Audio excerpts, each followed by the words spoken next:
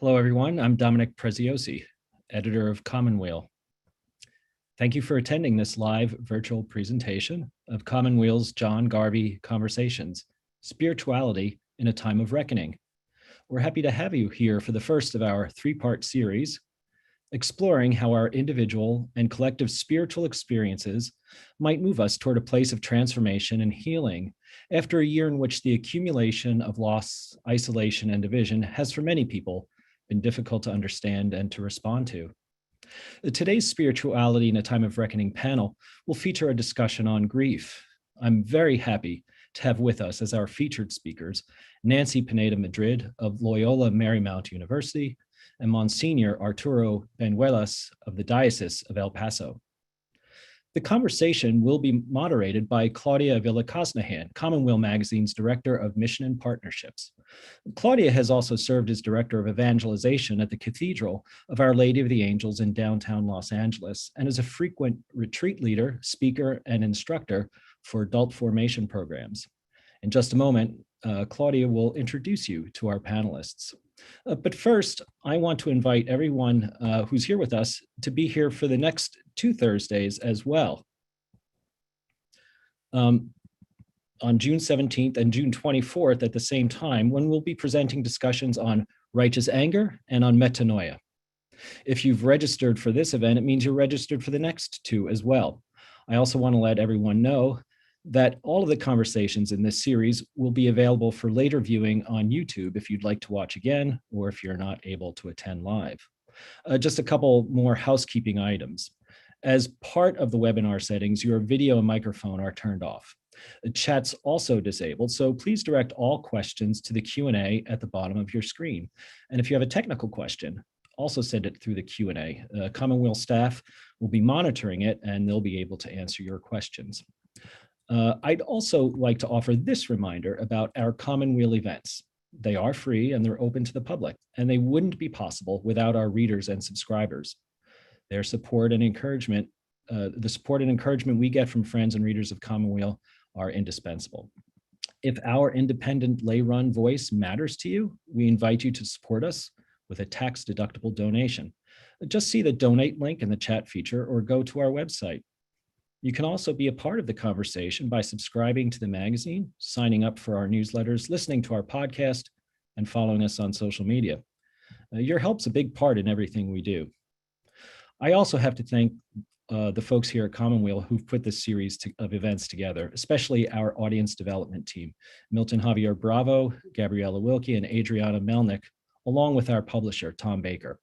And finally, let me thank those who've agreed to take part today, our moderator and our panelists, and all of you for joining us.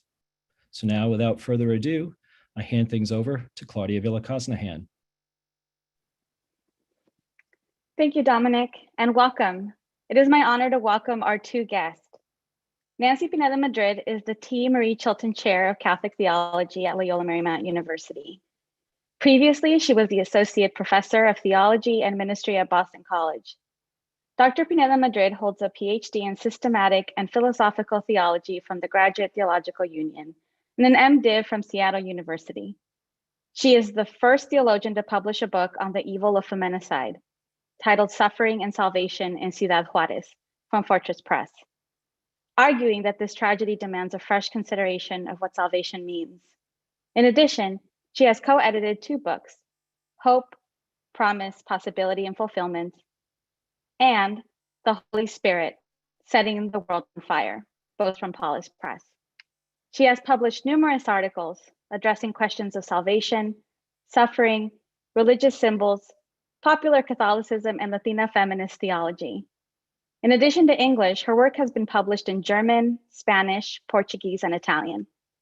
She has given public lectures at universities across the US, as well as Mexico, Argentina, Brazil, El Salvador, India, Austria, Germany, and Canada.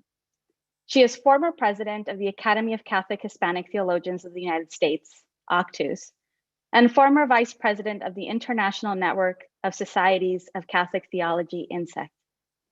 She is the 2018 recipient of the Ann O'Hara Graf Memorial Award, given by the Catholic Theological Society of America's Women's Consultation in Constructive Theology. Our second panelist is Arturo Bañuelas. He is the pastor of St. Mark's Parish in the Diocese of El Paso, Texas. Formerly, he served as pastor of St. Pius X, which was identified as an outstanding parish in the national survey by Paul Wilkes and Excellent Catholic Parishes by Paulus Press. After earning his doctorate from the Gregorian University in Rome in 1988, he was the founding director of the Tepeyac Institute, a diocesan ministry formation center. The institute is one of the largest in the nation, training laity for parish ministry, and is distinctive with its formation shaped by the reality of the border. Monsignor Bañuelas has been widely recognized and honored for his advocacy on behalf of farm workers, immigrants, and for his work on issues of life and justice at the border.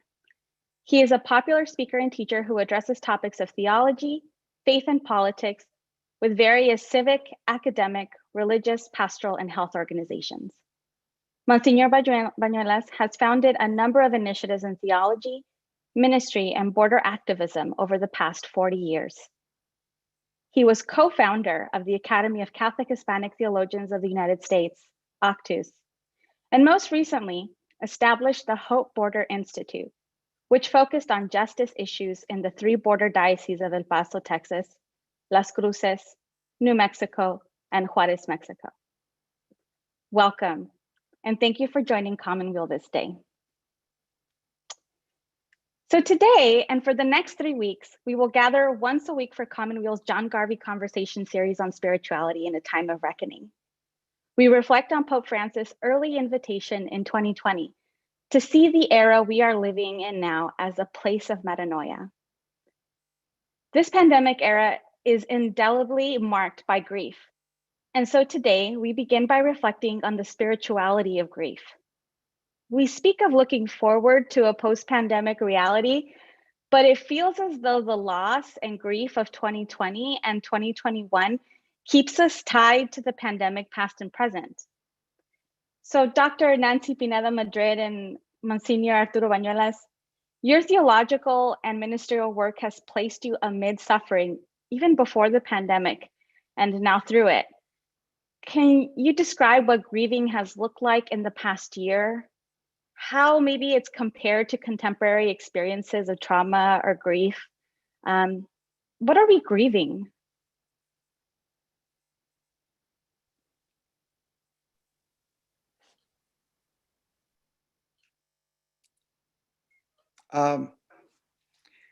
Nancy, okay, I'll start. These past 14 months have been a real struggle and a lot of sorrow for many people because they went to experiences that they never thought they were going to have to go through in their lives. There's a lady who lost her son and her husband. And she says, I'm grieving so much I can hardly breathe. Some of the difficult things about this year was not being able to be with family. It was an immense grief. Christmas alone, Easter, all those holidays. We had Zooms with family gatherings, but you can't hug through the Zoom.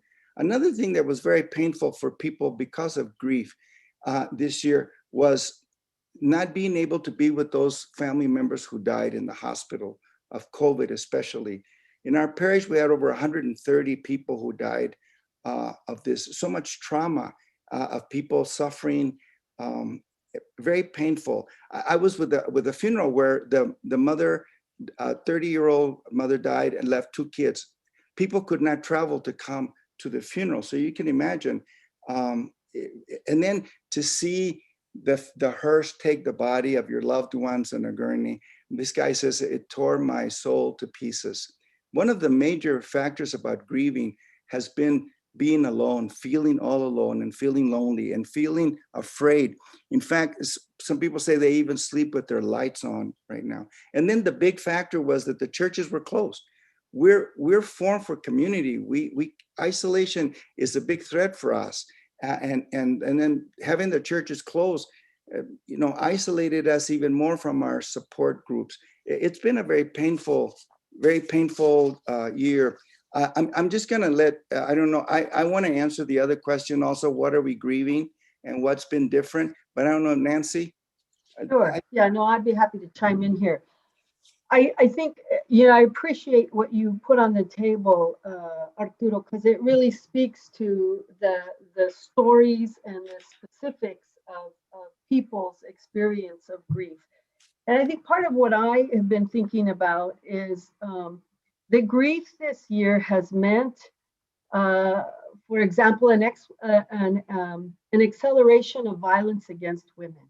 A lot of us, a lot of communities are feeling enormous pressure, especially with the loss of jobs and the loss of livelihood, a feeling of disorientation that's pretty extreme. And with all of that, it really compounds the stress. And so every time we see stress compounded like this, especially when it's happening in a very large context, it's not just a family here or there, but all of us, that larger social reality has led to an increase in violence against women. So I think there's a way that the tragedy and the grief that we experience compounds evil in all kinds of different ways. I've seen a lot, I'm a university professor. I've seen a lot of students who are very high achieving, used to performing at a very high level, and they just are now lost. They've been lost this last year. They can't think, they can't do their work. So that sense of disorientation. I think the absence of touch, people that live alone, who have not been hugged, or no one has shaken their hand, or there's no even simple kind of gestures of touch that are missing from life. And that, I think, is also a huge part of the experience of grief. And as I look at how we experience grief, I think sometimes it moves us to a place of being frozen in time, that we can't process what we've lost. There's kind of catatonic sense of we feel a kind of a catatonic sense of ourselves. And so um, that, and then our psychic bandwidth, I think, has shrunk, that we're not able to deal with the normal life stressors and to meet new challenges, where in the past, before this last 14 months, we would be able to handle that. So some of those are ways that I also want to put these ideas on the table as we look at grief. Depression, of course, like all the raw emotion, feeling frozen or flat, or a kind of void in terms of our emotion. For some of us, that has been the case, or an increased sense of anger, I think. So it's thrown our emotions off in a lot of different ways. Physiologically, the grief settles in our bodies, and we feel heavy and tired and achy and slushy and sluggish in a way that we wouldn't normally feel.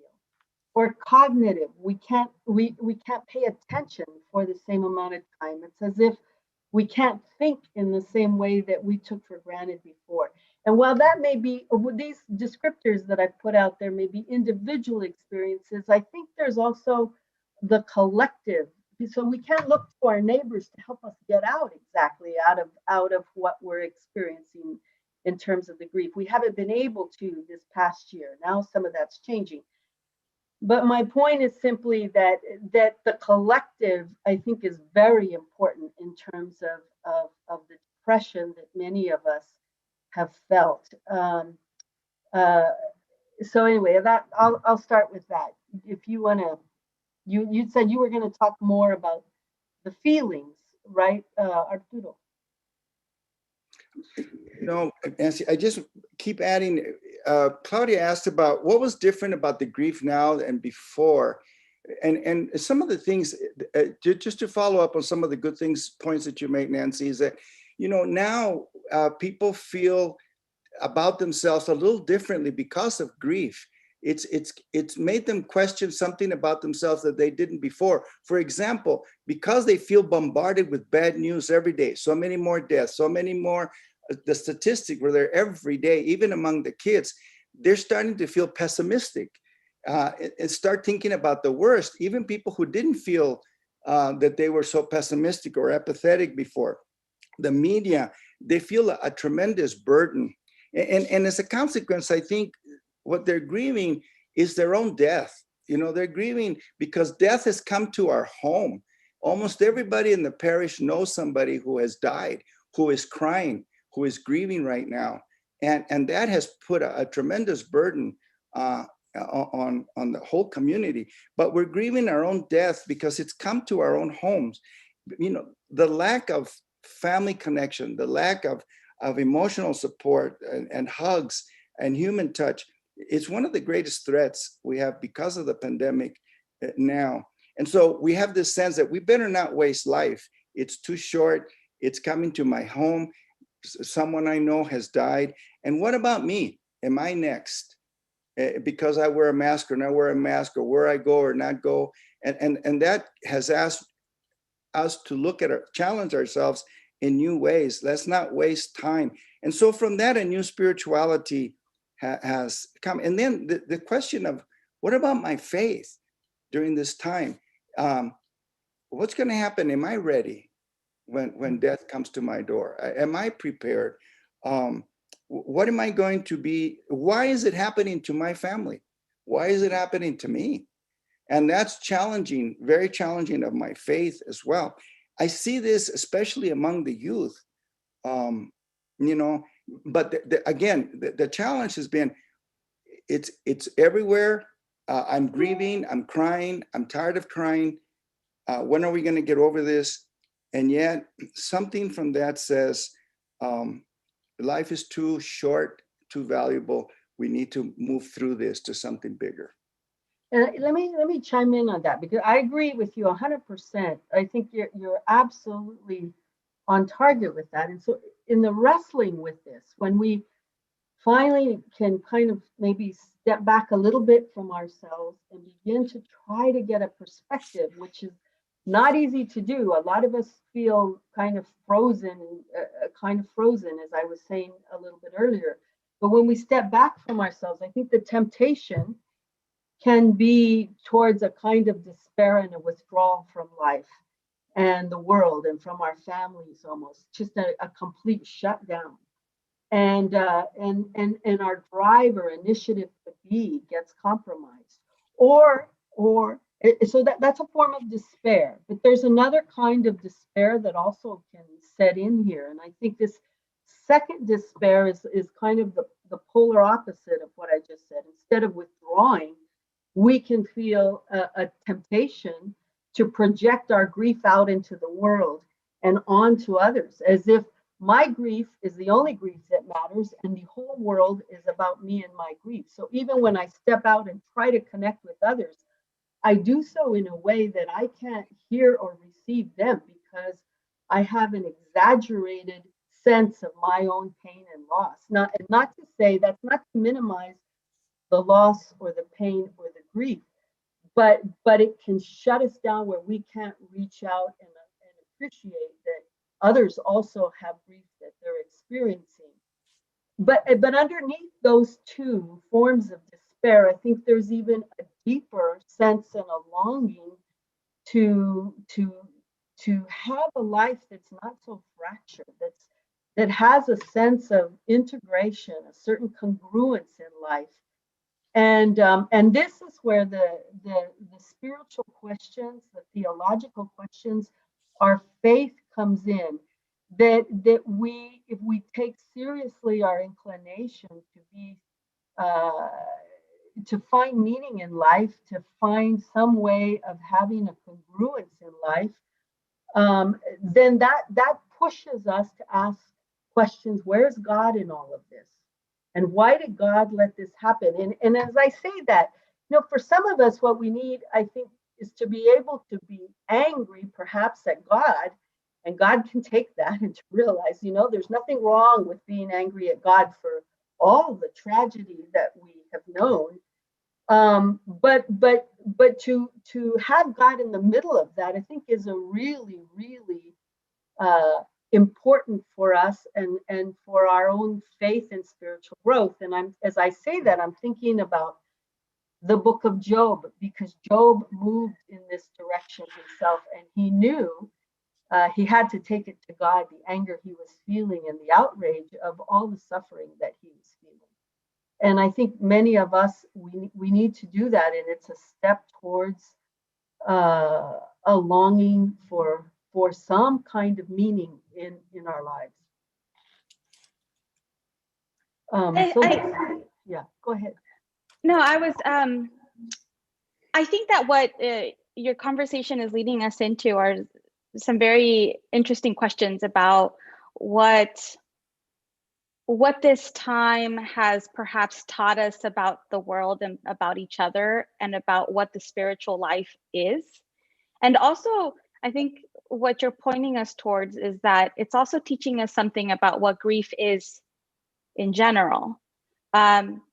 Could you expand on that a little bit? I guess these are theological questions, right? And the question is, has this time amplified or extended our definitions of what these are? Okay, I can start with what we've learned about the world, and then maybe we can talk about what we learn about each other, and then the spiritual life at the core that grounds the other two questions, actually. One of the key things I think we've learned about the world is that in spite of all the deaths and the bad news we hear, we've seen heroes everywhere, that we have heroes. And that at the heart of who we are, we're good, and that we want to do good, and that we desire to do good, and that we're not going to let death take the best of us. So we have the medics, the nurses, the priests, the women religious, people who have put their lives on the line for others, and they give witness to what's best in our humanity, which is something we need to see right now, to remind us that we're basically capable of tremendous love.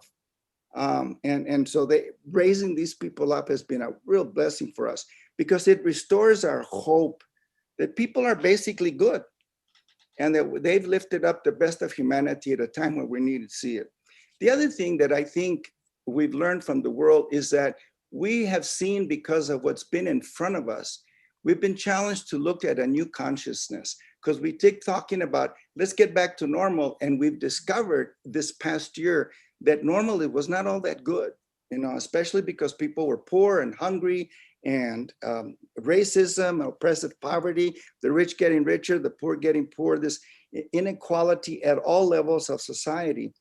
And so there's a spiritual calling to say, we need a new normal. We can't go back to the way things were. And so we're challenged now, and the new normal has to be about justice and nonviolence and more communities of hope. I think it's one of the key things.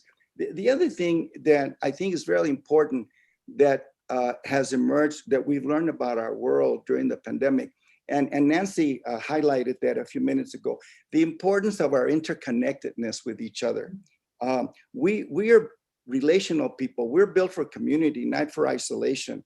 And the survival of one is the survival of all. And we've learned this in a new way right now. And it's, as Nancy says, cumulatively, it's in every level of society, politically, economically, religiously. And it's going to take all of us to work in a new way together to solve the issues of our time. We can't be selfish. And all of that is in public display now, to be a sign of people who care for the common good. The other issue I think that is highlighted briefly here is solidarity.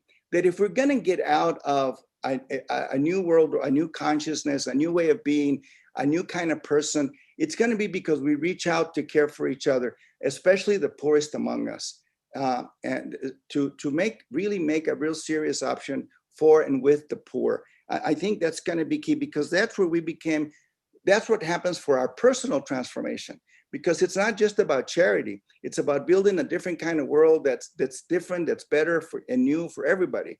And it's going to take our solidarity with each other, so that I know your plight. I'm not just giving you old shoes or used tennis shoes or a handout, but that I want your life, that I need to question myself at that level of solidarity.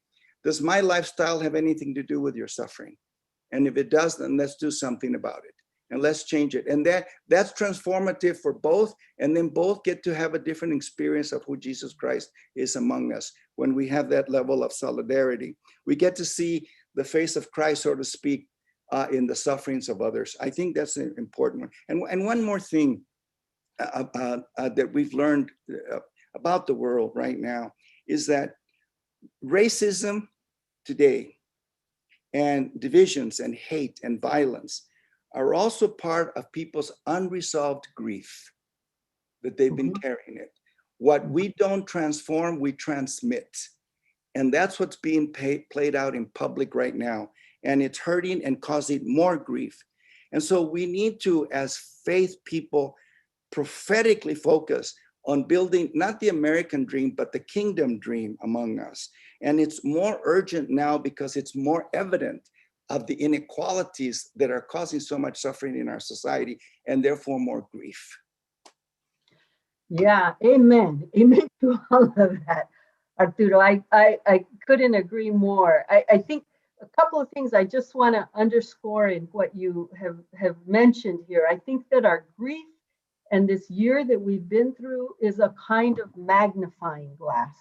I think that's a good way to think. It's a magnifying glass because it magnifies what's best in us as human beings and best in the human condition, but it also magnifies our sinfulness and the injustices in our lives.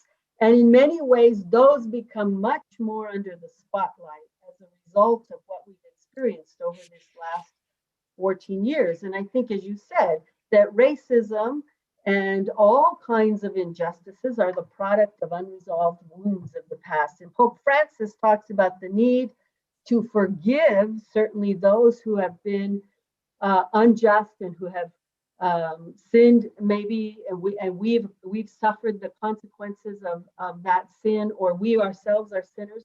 We need certainly to forgive, but he says not to forget.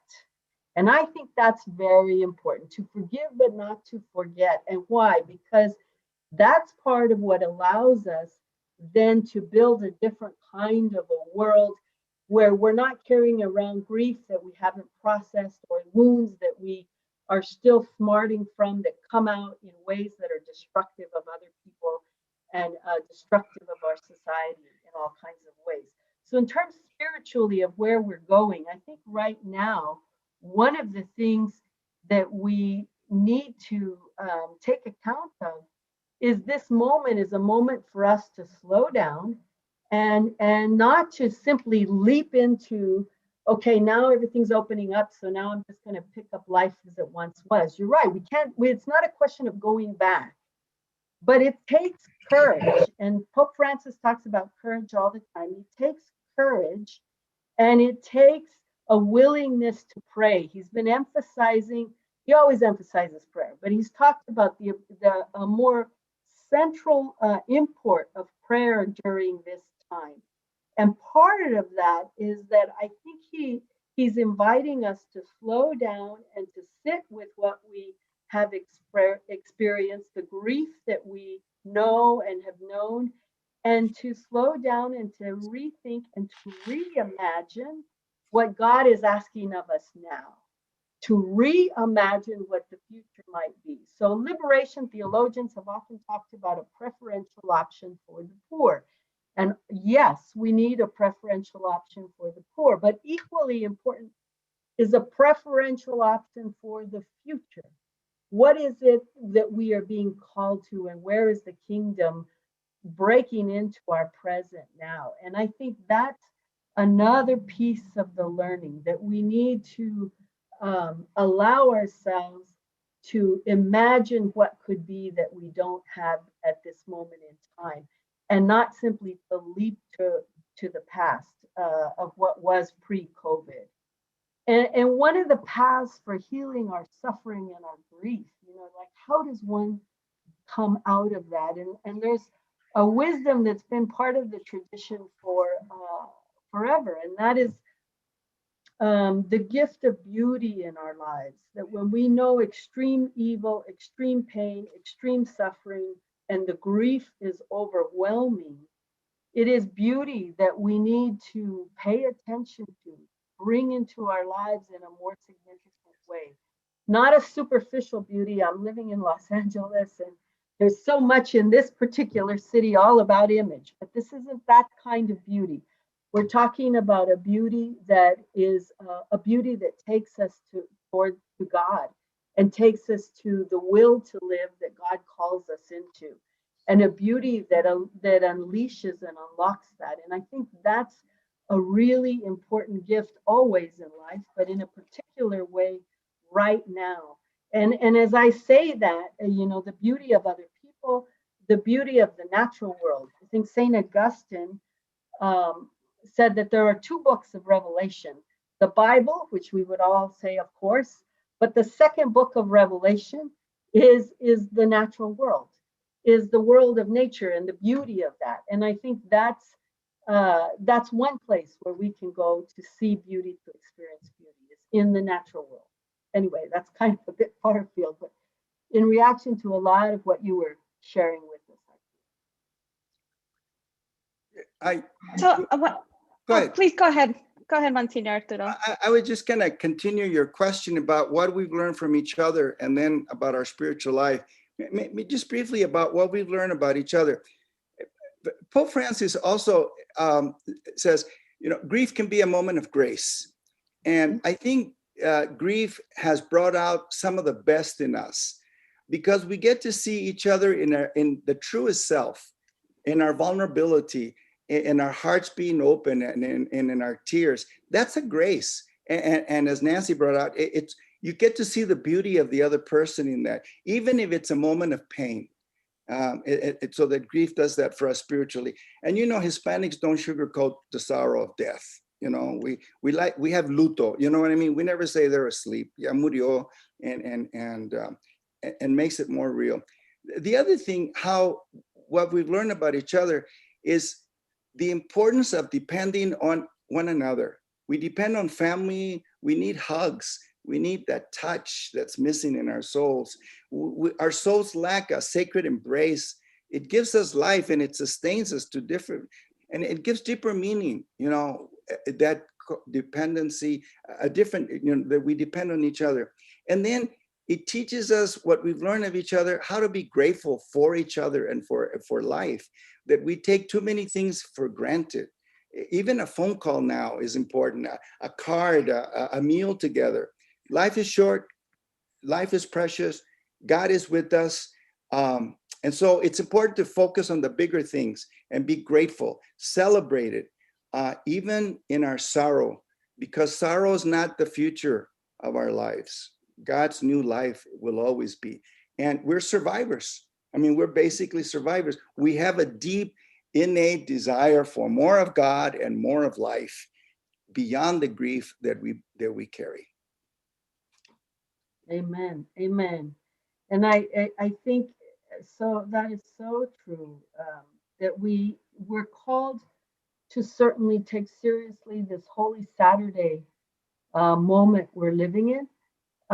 We've been through a kind of Good Friday, and we're now sitting in a Holy Saturday, but Easter is breaking in, and we have to be able to certainly receive and know we're in a Holy Saturday moment. By that I mean that we're still grieving, certainly, and we still feel the loss, but also knowing and with hope in the new life to come. I also think I found it very consoling myself during the past Easter season, how Pope Francis he focused our attention, some of the sermons he gave, on Jesus calming the storm, one of the natural miracles. And I mention that because I think this is another kind of learning for us. We have a lot of anxiety, maybe about the situation we're in now and the situation of the world. And the calming of the storm, I think, is a great image and a great passage of the scriptures to help us to move with this situation and a faith in the fact that the storm will pass and that God is with us and that God journeys with us. So that's another piece that I just want to put in the mix here.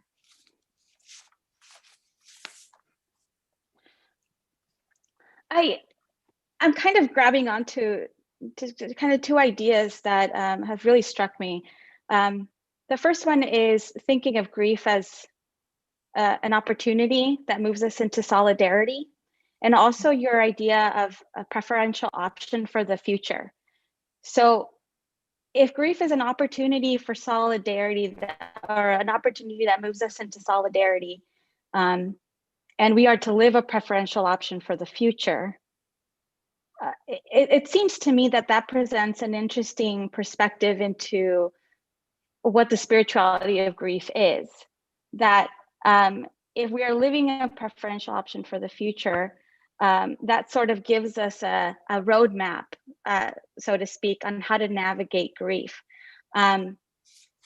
So, some of the folks who are with us are also asking a few questions, and I wanted to bring one up, specifically when we're thinking about the preferential option for the future. Two of our audience members have asked questions about looking forward at how grief will extend itself generationally, because people will continue to remember the loss that they experienced in this time. And so how would we navigate grief as we give a preferential option for the future, especially if death has been so close to some? Yeah. Do you want to? Well, I'll I mean, I think that the loss of people who are in our families. I lost a brother right before we went into COVID, and and so I was wanting to be with my parents as we all were grieving his passing, and wasn't able to. And his loss for me, even though he didn't die of COVID, will always be connected to COVID. A much younger brother than myself, and I think you're right. We will always take those. That grief stays with us always, but perhaps what happens in that experience and that tinge of loss, that we also over time can begin to see a sense of hope and a gratitude for the people that were in our lives, like in my case, for this brother of mine who I loved very dearly and still love today. And I think as well, maybe we might take a lesson from our practices of Dia de los Muertos, for a lot of Latinos, Dia de los Muertos, where you see this connection between life and death. And that's one of the great gifts for those of us who are Latinx Catholics, is this connection, and not just for us, but really for the whole Catholic community, the communion of saints that is stretching between this life and the next life. And I think that we are able to navigate our grief when we see ourselves still with a relationship with those who have passed and who have gone on, and we still have this thing of pain, but we also see, we begin to sense a sort of gratitude as we move forward. So those are some of the connections I would see, and that helps us. That gratitude might help us to see how we might live differently and imagine the future in some different ways. But that, I do believe that takes us slowing down and being with God and being in our prayers with God in all that we're feeling. I want to add to that, Claudia. Nancy's notion about option for the future is a beautiful way to capture something beyond grief. But I want to make sure that we're connected, that the option for the poor is directly related to option for the future. They're not two distinct things, because the future is about hope, and option for the future is about hope. And hope is not wishful thinking. It is the profound conviction that in all things Jesus wins, and that because of that, beyond my grief, beyond my problem, there's going to be a blessing waiting for me to happen. Because even St. Paul said, where there is sin, grace abounds. And that I look for not wallow in my grief, but that I go through my grief, through it, to a new blessing that is awaiting for me, because I live in hope. But that hope is lived in the way I give hope to others as well. We have to reach out to each other in hope within our grief, because the Good Friday that Nancy was talking about is that when we struggle together with our grief, Easter happens. The grief of the cross happens at the moment of our struggling together. And that's where new life happens to us spiritually. And we can be very confident that we can trust God, that in our humanity, walking hand in hand, in our solidarity, working hand, God affirms our goodness, affirms our dignity, and God nos acompaña. God enters with us. And when God enters that in our journey, struggling against suffering and against grief, the presence of grace is there, and hope is born anew, because Easter happens. That's when Easter happens. It's not just affirming life after death. It's affirming life within death, at the moments of death. And that Easter happens with us. And that's what's happening. And Jesus himself gave us all these words. I will always be with you. Nos acompaña. Be not afraid. My peace be with you. And so the future, as Nancy beautifully placed it, is about hope that we are totally convinced in our faith that in the end Jesus wins, and that when Jesus wins, life happens, new happens. And that's our hope. But it's a lived hope of giving hope to each other in our lives. So as Nancy says, relax, enjoy, have a fiesta, celebrate, dance a little bit more. Don't worry so much. Don't let grief drag you down, as she says. We're people of fiesta, people who have new life. Embrace, hug, love, dance, reconcile, forgive. And in all of that, trust in the goodness of God's promise of new life for you. Thank you, Monsignor Bañuelas.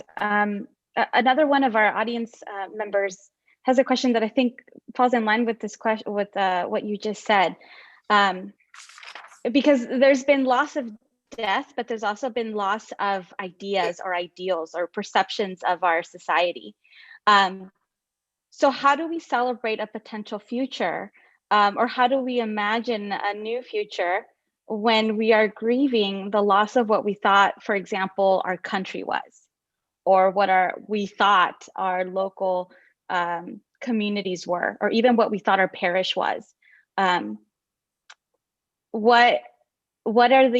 do we respond to that kind of loss? Where do we find the celebration and the opportunity? See, I think it's just what Monsignor Arturo just shared with us, that it's in our connections with one another. And it's in our ability to grieve together, which now is becoming possible again. And in many ways, we have to trust and be patient with ourselves and with where we're headed. And the reason I say that is because at some level, I think about myself. I lost a brother who died very early, much sooner than one would expect a normal lifespan. And in some ways, I felt my grief over this last 14 months for my brother has been frozen. And now, as things are beginning to open up, I think there's ways in which I can feel that loss in a new kind of way, and in the feeling of that, I think that, and sharing that with others, I think we can move forward beyond simply the personal loss, but also when we share the loss that we've been experiencing, to the question more specifically of the ideals or the perception of our church, the perception of our local communities, what our government is, what it means to be a citizen in this country.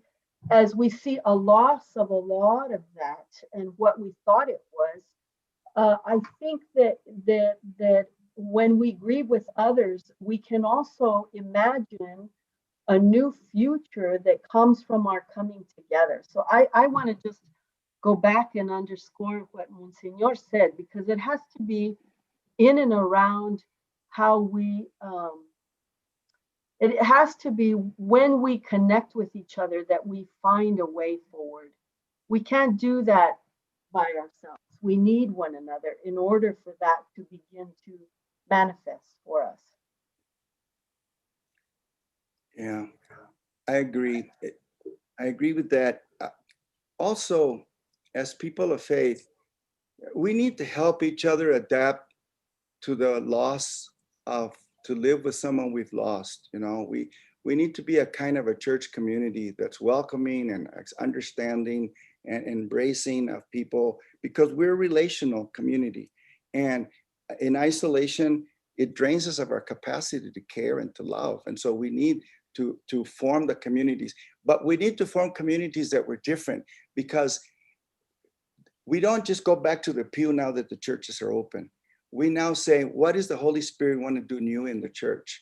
Because there are some things in the church maybe can need to change as well, you know, and make us better. And so we have that abiding trust that the Holy Spirit is still going to do something new in the midst of all of this, because the last word is always Jesus wins. Jesus does new life. Jesus resurrects. Easter is happening. And so I think we're at a new age because we're asking new questions about who we are. We're asking new questions about why our society exists the way it is. Why are people dying? All these new questions that maybe were not part of our dialogue before, were not part of our discussions, but that are necessarily in our discussions everywhere we go because of the grief we still carry. And because we have new questions, we're going to come up with new solutions, but we're going to depend more in our faith because our faith has tremendous resources for us to live our grief and our spiritual life. Our faith has incredible resources to help us find meaning in the midst of death. So right now, we hold on to the belief that the Holy Spirit is doing something new in our lives, that we can be a better person, that our church can be a better church, and that our society can be a better society. And right now we have the resources of our faith community and each other, as Nancy was saying, that we need to come together, but we need to come together and help people that there is a loss, that there is a pain, that there's a grief. But beyond that, there's a blessing and a grace. Maybe just jump in again here, because part of what we've learned, you talking about what do we learn in our parish communities? I think part of my own experience is that Loyola Marymount University has a chapel on campus. We would have mass there every Sunday. But of course, once we went into COVID, that wasn't possible anymore, right? All the masses across the archdiocese here in Los Angeles, we were no longer having masses in person. And at Loyola Marymount, what we did was to do a liturgy of the word online. And that was done it was done in a way that was, that brought new gifts forward that weren't part of our experience of worshiping together in person. And I learned a lot from the experience of participating in that kind of form of worship over the last 12 months. Or 14 months, really. And so we heard from a number of people breaking open the scriptures from their perspectives, and a lot of different perspectives on this that would not have happened had we not had COVID, for example. And so I had a new experience of being church together.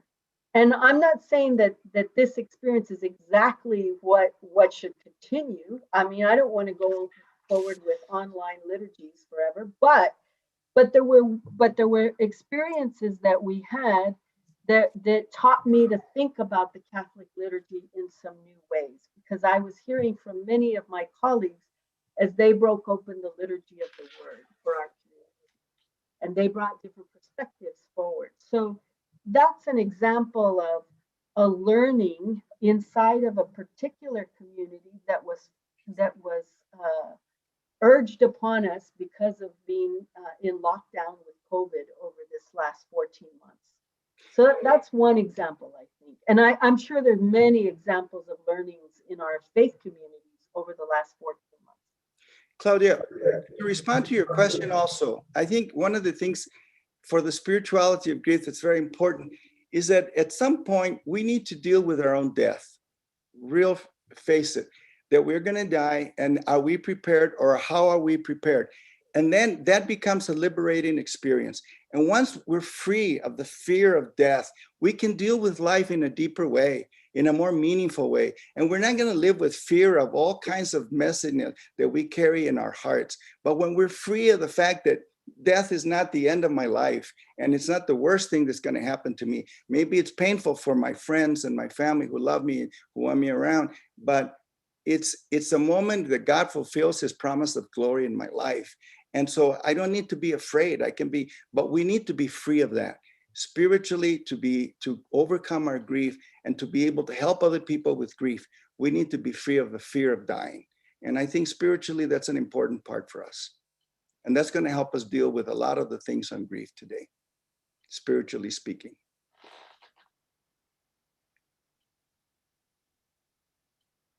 Thank you for that. I appreciate you saying that, because I think we take for granted how deeply intertwined fear is with the experience of grief. And that's a good reminder, because it's almost like if we're grappling with grief, we are also grappling with questioning, what is it that I'm afraid of, or what is it that we're afraid of? We have one last question from our audience. And they ask, how do we advance or articulate a hope for the future that you have expressed when they're in the midst of trying to balance a highly politically charged environment?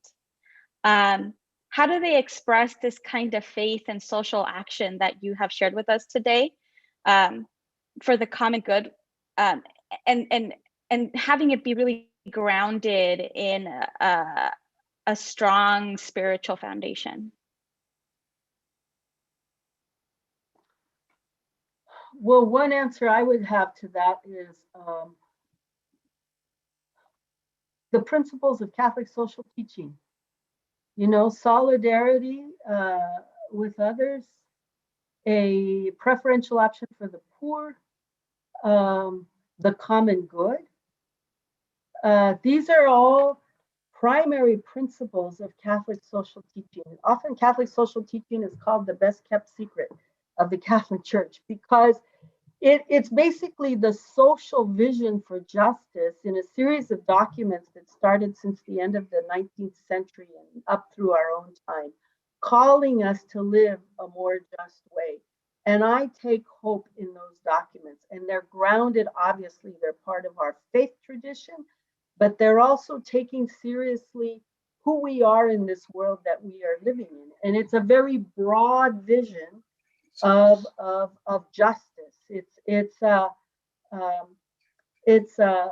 whole garment, as Cardinal Bernardine used to say, of a vision of justice. And I think that is one way that I feel myself grounded today, and yet also able to move towards the future. We are in a very politically charged environment. And at some level, we don't know how it's going to evolve and develop. I mean, I certainly couldn't have imagined the last 8 or 9 years, 10 years ago. But I think we trust in God. We have to trust, as the Monsignor was just saying. And we also have to realize we bring enormous resources from our tradition to the political, to the question of justice in our world. And the resources of Catholic social teaching are central to that. Dr. Ken Himes, who is a Franciscan priest who teaches at Boston College, edited a huge volume that was a survey of Catholic social teaching. I'd recommend that you go pick that up. And there are many, many other scholars, of course, who write and contribute to Catholic social teaching. And Claudia, yeah, the other thing is, to answer that question, is that we need to live with the hope that God accompanies us at all times. There was a man who had a yellow piece of page, like a normal page that was yellow. And in the corner, it had a purple dot. And he asked 100 people in New York on the street, what do you see? And 100 people said a purple dot. No one said the yellow page. And I think that's symbolic of our spirituality. That purple dot represents the evil, the hate, the racism, the corrupt politicians, you know, all the messiness we see in the world. The yellow page is what God is doing, that God accompanies us, and that God is doing some incredible things in our age. In spite of the death that surrounds us, there's a lot more life. So we need to ask ourselves, where do we stand, in the purple dot or in the yellow page? And if you stand in the yellow page, You're in a company with somebody, and that's where the future is coming, and that's why the future is filled with hope. Wow. Well, I pray for our presence on the yellow page. I really want to thank you both for the time that you spent with us. On behalf of Commonweal, I would like to thank our audience gathered virtually today. And I also would like to thank you, Dr. Nancy Pineda Madrid and Monsignor Arturo Bañuelas, for your shared wisdom and your insights on grief in this time of reckoning. We'd also like to invite all of you again to join us the next 2 Thursdays as well, on June 17th and June 24th at the same time, when we'll continue our John Garvey conversations on spirituality in a time of reckoning, where we will be presenting discussions on righteous anger and on metanoia.